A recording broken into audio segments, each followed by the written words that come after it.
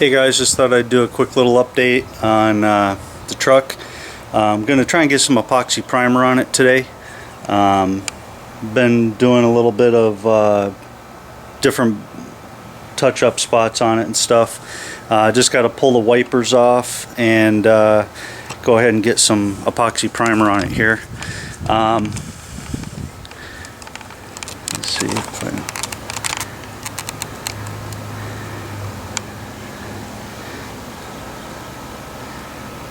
Just got etch primer on there now. I got to pull them wiper blades off and stuff.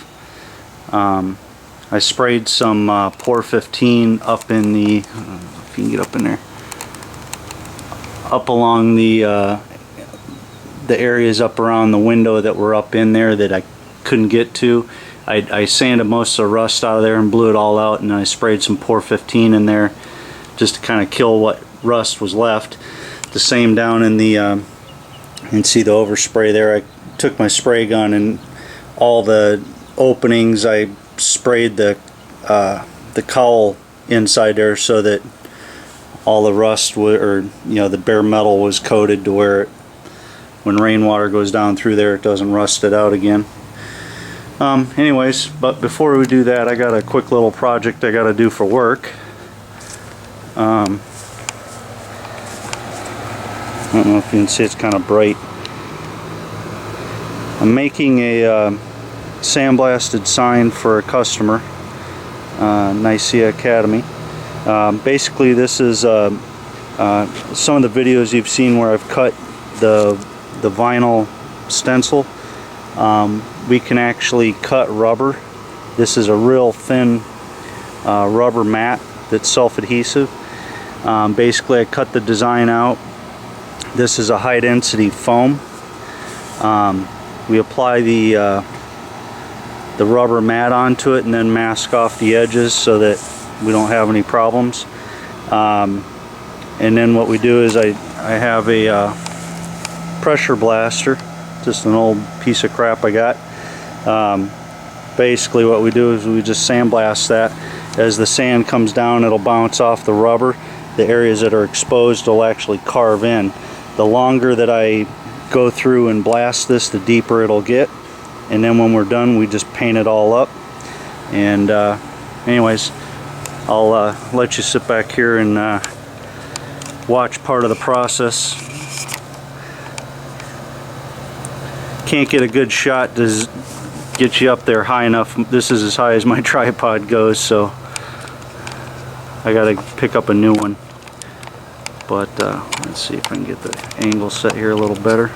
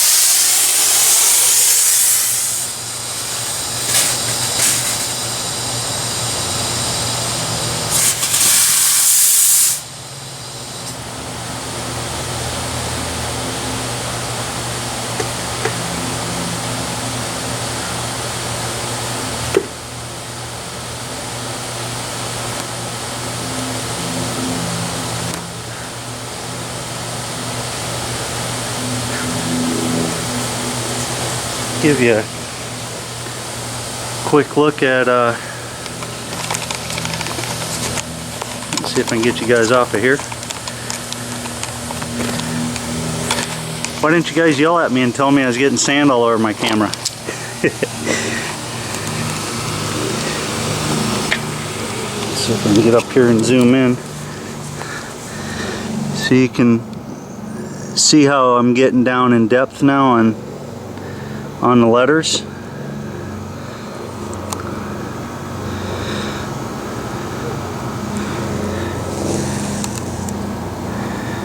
This works with glass, marble, wood, pretty much any material. Just you have to change the type of abrasive you're using based on you know, material you're using. Can't tell if this thing's focusing or not. Anyways, that's basically the process and how it works. Once this is all done, I'll blast it a little bit more to probably get it to about a 1/4 of an inch depth, 1/4 to 3/8 of an inch deep. Once that's all done, I peel the mask off and then I just prime the whole sign, and then we go back and spray the base color for the whole sign, and then we'll go back over and paint the raised areas in a different color. It's actually going to be a white background with blue, all the letters, the border, everything's going to be blue. And that's basically it. These type of signs are one of our favorite things to do. They're probably one of our most profitable type jobs we do. This particular sign here, it's a 3 foot by 4 foot.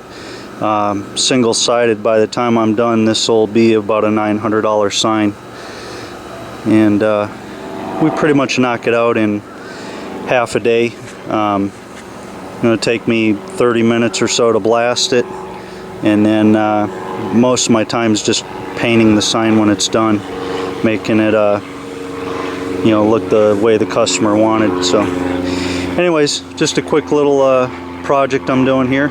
And then in a little bit here I'll have a video with hopefully spraying some primer on the truck and the front fenders and stuff. So we'll be back in just a little bit. Alright guys, just finished blasting this. I had to run and go get some more sand. I'll show you how, see how this is just a rubber mask. Once this stuff peels off, and it just exposes the raised part of the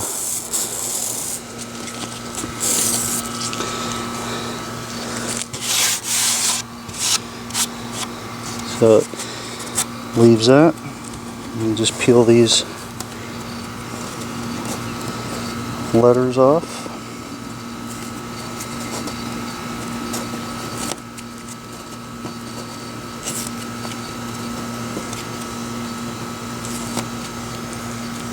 So now you can see how the rest of it's raised up about a 1/4 of an inch.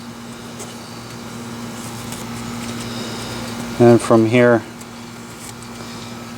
I'll just spray the whole thing white.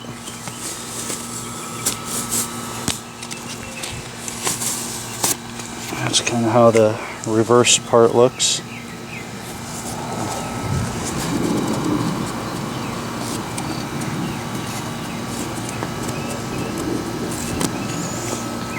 It's pretty amazing the amount of detail you can get. You have to blast straight on, because if you hold the gun at any kind of an angle, it's gonna undercut and mess up your letters. So you gotta, when you blast it, make sure you do it straight on to get the best effect. And you can do different depths of cut. Like you can, if you wanted to, if I wanted one section deeper, or you know, a different depth or whatever, like if you were doing a 3-dimensional, you would just mask off sections and blast it in stages. And that's pretty much it. It's hotter than frickin' hell out here. Feels like it's about 95. Okay, what the hell is it?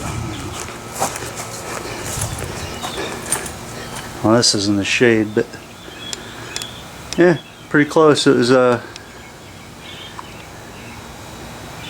90 degrees right now, and that's in the shade. That's probably 95 out here in the sun.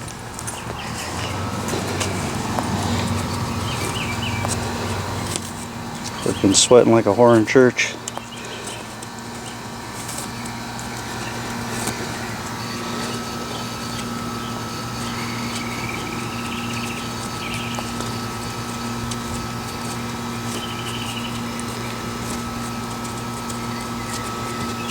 I was going to tell you something else I don't remember. Freaking mine shot.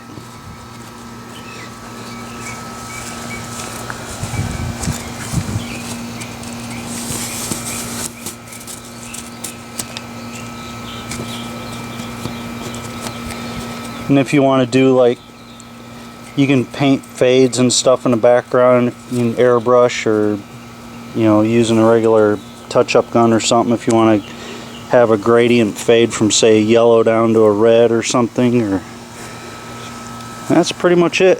That's the finished deal. Ready for paint, or ready for prime and then paint.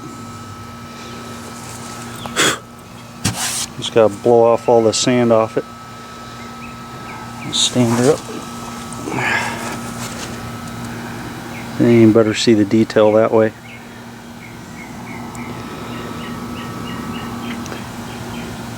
We do the same thing doing memorial stones and stuff for like pavers and that. So anyways, guys, that's it for this video. I'll hopefully have one here for primer in about an hour. Thanks for watching.